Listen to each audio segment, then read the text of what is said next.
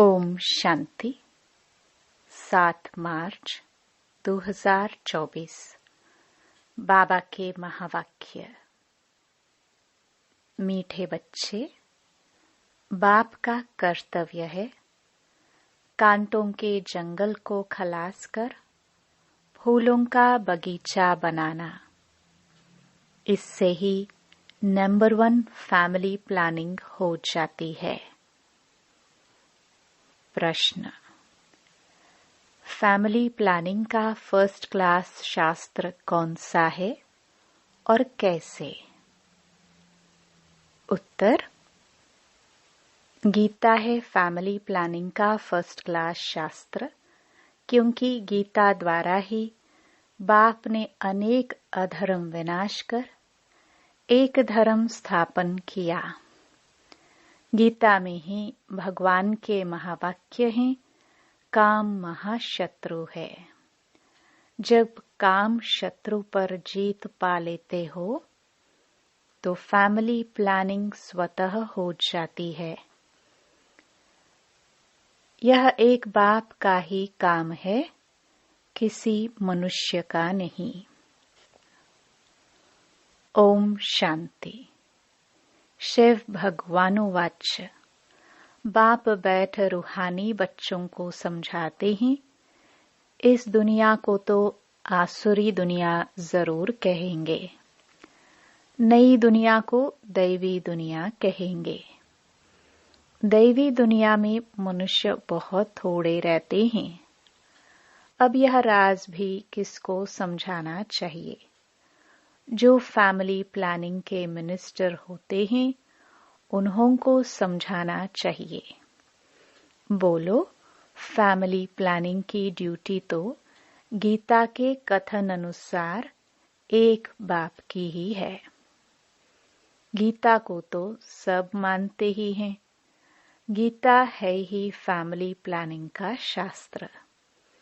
गीता से ही बाप नई दुनिया की स्थापना करते हैं। यह तो ऑटोमेटिकली ड्रामा में उनका पार्ट नोंधा हुआ है। बाप ही आकर के आदि सनातन देवी देवता धर्म की स्थापना करते हैं अथवा प्योर नेशनैलिटी की स्थापना करते हैं। अपने को देवी देवता धर्म का ही कहेंगे। गीता में भगवान साफ बतलाते हैं कि मैं आता ही हूँ एक धर्म की स्थापना करने, बाकी अनेक सब धर्मों का विनाश करने। तो इससे फैमिली प्लानिंग नंबर 1 हो जाएगी। सारी सृष्टि पर जय जयकार हो जाएगी और एक आदि सनातन धर्म की स्थापना हो जाएगी। अब तो बहुत मनुष्य होने कारण बहुत किचड़ा हो पड़ा है। वहाँ के जानवर पंछी आदि सब फर्स्ट क्लास होंगे, जो देखने से ही दिल खुश हो जाए, डरने की बात नहीं। बाप बैठ समझाते हैं, तुमने मुझे बुलाया ही इसलिए है कि आकर फैमिली प्लानिंग करो, अर्थात पतित फैमिलीज को वापस ले जाओ, पावन फैमिली की स्थापना करो। तुम सब कहते थे, बाबा आकर पतित दुनिया खलास कर नई पावन दुनिया बनाओ। यह बाप की ही प्लानिंग है।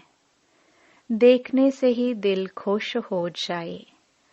लक्ष्मी नारायण को देखने से तुम्हारी दिल खुश होती है ना? वहाँ तो यथा राजा रानी तथा प्रजा सब फर्स्ट क्लास होते हैं।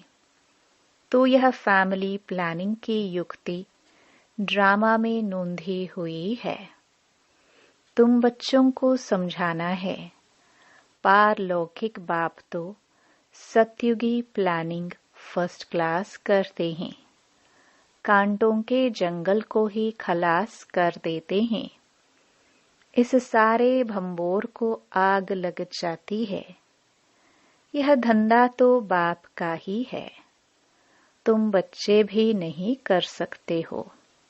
कितनी भी मेहनत करो, सक्सेसफुल कोई हो न सके। बाप कहते हैं, जिस काम विकार को तुम अपना मित्र समझते हो, वह बड़ा भारी दुश्मन है। बहुत हैं जो उनके मित्र बन जाते हैं। बाप ऑर्डिनेंस निकालते हैं, तुम इस पर विजय पहनो, तुम समझाओ। बाप कहते हैं, काम महाशत्रु है। बेचारों को पता ही नहीं कि फैमिली प्लानिंग कैसे हो रहा है।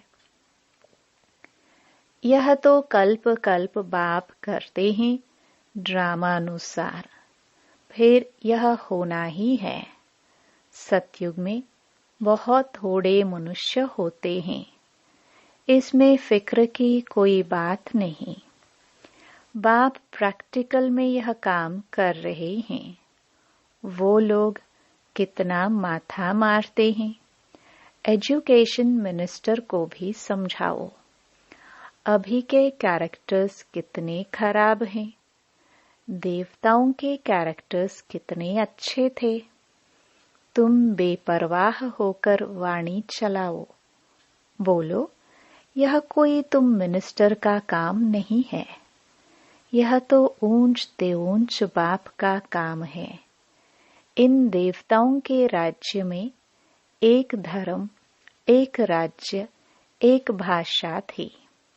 कितने थोड़े मनुष्य थे, परंतु ऐसी युक्ति से बोलना बहुत थोड़ों को आता है। वह रुहाब नहीं रहता है। उन्हों को यह लक्ष्मी नारायण का चित्र दिखाना चाहिए। यह फैमिली प्लानिंग बाप ने ही की थी, अब फिर कर रहे हैं। इनके राज्य की स्थापना हो रही है। बाबा ने कहा है, यह लक्ष्मी नारायण का चित्र हमेशा फ्रंट में रखो और बत्तियां आदि खूब लगाओ। प्रभात फेरी में यह ट्रांसलाइट का चित्र हो, जो एकदम क्लियर कोई भी देख सके। बोलो, हम यह फैमिली प्लानिंग कर रहे हैं। यथा राजा रानी तथा प्रजा, डेटी डायनास्टी की स्थापना हो रही है। बाकी सब विनाश हो जाएंगे। तुम कहते भी हो कि हे पतित पावन आओ, हमको पावन बनाओ। सो तो बाप ही बना सकते हैं। एक देवी देवता धर्म ही पावन होता है, बाकी सब खत्म हो जाते हैं। बोलो, शिव बाबा के हाथ में ही यह प्लानिंग है। सतयुग में यह प्लानिंग हो जाती है। वहां है ही देवता वंश, शूद्र होते नहीं। यह तो बड़ी फर्स्ट क्लास प्लानिंग है। बाकी सब धर्म खलास हो जाएंगे। इस बाप की प्लानिंग को आकर समझो। तुम्हारी यह बात सुनकर तुम पर बहुत कुर्बान जाएंगे। यह मिनिस्टर आदि निर्विकारी प्लानिंग बना कैसे सकेंगे। बाप जो ऊंच ते ऊंच भगवान है, वह आते ही हैं यह प्लानिंग करने। बाकी सब अनेक धर्मों को खलास कर देते हैं। यह बात है ही बेहद के बाप के हाथ में। पुरानी चीज को नया बना देते हैं। बाप नई दुनिया की स्थापना कर पुरानी का विनाश कर देते हैं। यह ड्रामा में नोंद है, समझाना चाहिए। बहनों और भाइयों, इस सृष्टि चक्र के आदि मध्य अंत को तुम नहीं जानते हो। बाप बतलाते हैं, सतयुग आदि में न इतने मनुष्य होते हैं, न फैमिली प्लानिंग आदि की बात ही करते हैं। पहले तुम सृष्टि के आदि मध्य अंत को आकर समझो। सद्गति दाता बाप ही है। सद्गति अर्थात सतयुगी मनुष्य। पहले पहले यह देवी देवता बहुत थोड़े थे। यह ड्रामा में नोंद है, समझाना चाहिए। बहनों और भाइयों, इस सृष्टि चक्र के आदि मध्य अंत को तुम नहीं जानते हो, बाप बतलाते हैं। सतयुग आदि में न इतने मनुष्य होते हैं, न फैमिली प्लानिंग आदि की बात ही करते हैं। पहले तुम सृष्टि के आदि मध्य अंत को आकर समझो। सद्गति दाता बाप ही है। सद्गति अर्थात सतयुगी मनुष्य। पहले पहले यह देवी देवता बहुत थोड़े थे। फर्स्ट क्लास धर्म था। बाप फूलों की फर्स्ट क्लास प्लानिंग बनाते हैं। काम तो महाशत्रु है। आजकल तो इनके पिछाड़ी प्राण भी दे देते हैं। कोई की किसके साथ दिल होती हैं, माँ बाप शादी नहीं कराते हैं तो बस घर में ही हंगामा मचा देते हैं। यह है ही गंदी दुनिया। सब एक दो को कांटा लगाते रहते हैं। सतयुग में तो फूलों की वर्षा होती है। तो ऐसे ऐसे विचार सागर मंथन करो। बाबा इशारा देते रहते हैं, तुम इनको रिफाइन करो। चित्र भी भिन्न भिन्न प्रकार के बनाते हैं। ड्रामानुसार जो कुछ होता है वह ठीक है। किसको समझाना भी बहुत सहज है। सबका ध्यान बाप की तरफ खींचवाना है। बाप का ही यह काम है। अब बाप ऊपर में बैठा हुआ यह काम करेगा नहीं।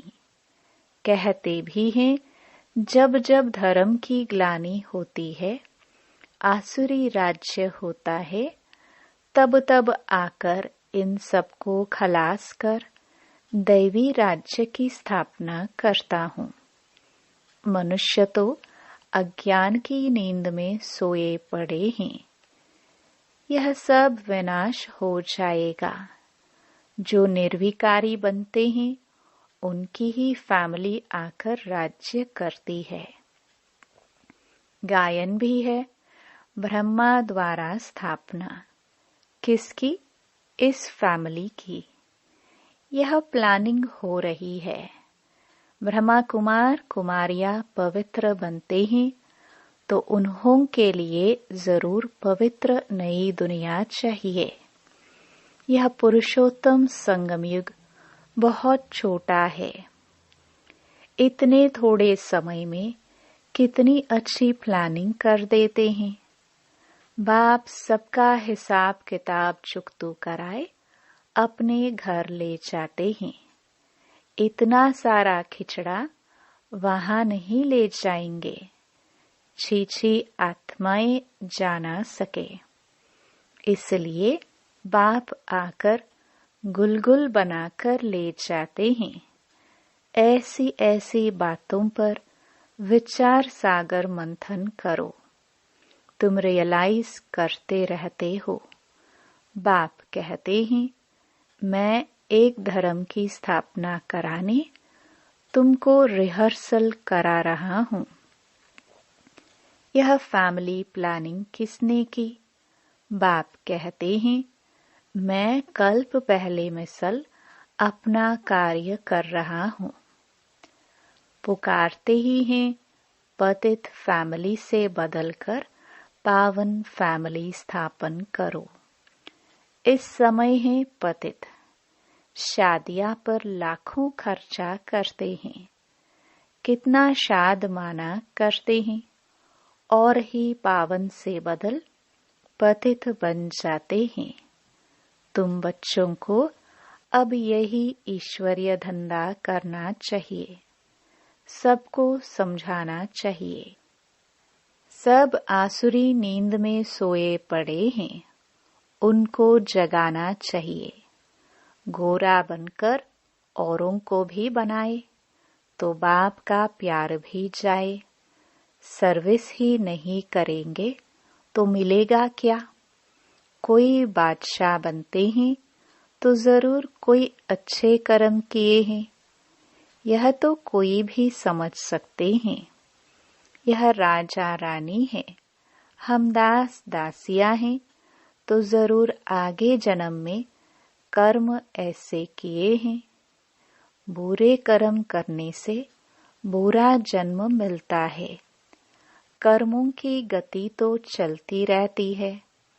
अब बाप तुमको अच्छे कर्म करना सिखलाते हैं। वहां भी ऐसे जरूर समझेंगे कि अगले जन्म के कर्मों के अनुसार ऐसे बने हैं। बाकी क्या कर्म किए हैं वह नहीं जानेंगे। कर्म गाए जाते हैं। जितना जो अच्छा कर्म करते हैं वह ऊंच पद पाते हैं। ऊंच कर्मों से ही ऊंच बनते हैं। अच्छे कर्म नहीं करते हैं तो झाड़ू लगाते हैं, भरी ढोते हैं। कर्म का फल तो कहेंगे ना। कर्मों की थ्योरी चलती है। श्रीमत से अच्छे कर्म होते हैं। कहाँ बादशाह, कहाँ दास दासियां। बाप कहते हैं अब फॉलो फादर। मेरी श्रीमत पर चलेंगे तो ऊंच पद पाएंगे। बाप साक्षात्कार भी कराते हैं। यह मम्मा बाबा बच्चे इतने ऊंच बनते हैं, यह भी कर्म है ना। बहुत बच्चियां कर्मों को समझती नहीं है। पिछाड़ी में साक्षात्कार सबको होगा। अच्छी तरह पढ़ेंगे लिखेंगे तो नवाब बनेंगे।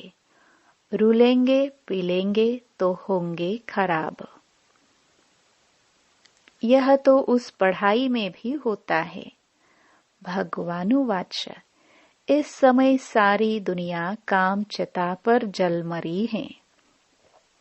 कहते हैं स्त्री को देखने से अवस्था बिगड़ती है। वहां तो ऐसे अवस्था नहीं बिगड़ेगी। बाप कहते हैं नाम रूप देखो ही नहीं, तुम भाई भाई को देखो। बड़ी मंजिल है, विश्व का मालिक बनना है। कभी किसकी बुद्धि में नहीं होगा। यह लक्ष्मी नारायण विश्व के मालिक कैसे बने? बाप कहते हैं मैं तुमको स्वर्ग का मालिक बनाता हूँ।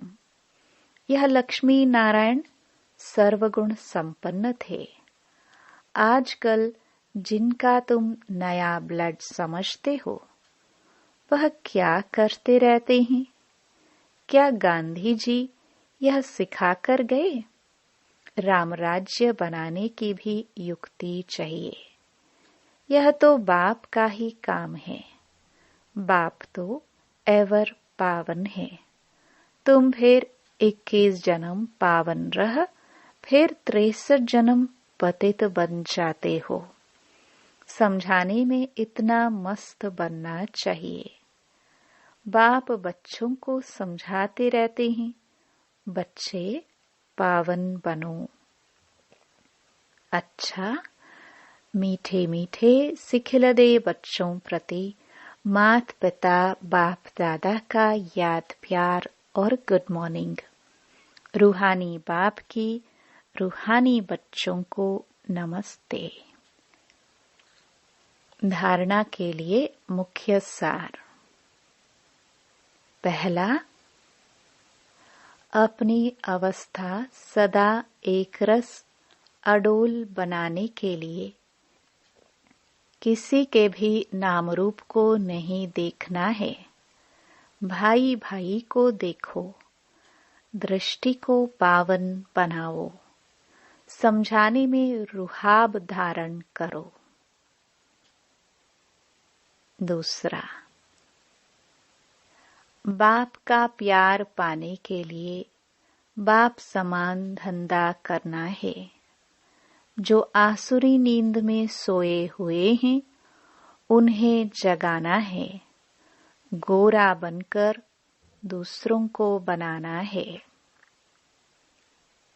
वरदान, अपने सरल स्वभाव और शुभ भाव द्वारा भोलानाथ बाप के प्यार का अनुभव करने वाले आकर्षण मूर्त भव। भोलानाथ बाप को सबसे प्रिय भोले बच्चे हैं। भोले अर्थात जो सदा सरल स्वभाव, शुभ भाव और स्वच्छता संपन्न मन और कर्म दोनों में सच्चाई और सफाई वाले हैं। ऐसे बच्चे आकर्षण मूर्त बन बाप को भी अपने ऊपर आकर्षित करते हैं। भोलानाथ बाप ऐसे सरल स्वभाव भोले बच्चों के गुणों की माला सिमरण करते हैं। भगवान को भोलापन प्यारा है। आप बच्चों ने अपने भोलेपन से ही भगवान को मोह लिया, उन्हें अपना बना लिया।